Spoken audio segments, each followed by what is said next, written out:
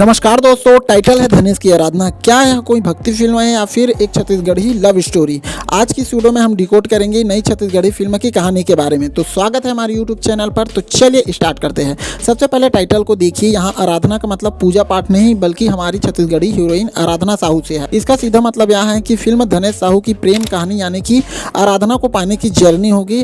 अब कहानी का अंदाजा लगाते हैं डायरेक्टर प्रणव झा के स्टाइल में। प्रणव झा सर अपनी यूथ ओरिएंटेड और कॉलेज ड्रामा फिल्मों के लिए जाने जाते हैं। तो 90% चांस है कि यहाँ कहानी एक सिंपल सीधे साधे लड़के धनेश की होगी जिसे एक स्मार्ट लड़की यानी कि आराधना से प्यार हो जाता है। लेकिन रुको, फिल्म में बरसाती काका और सेवक राम भी है। इसका मतलब कहानी सीरियस नहीं होगी।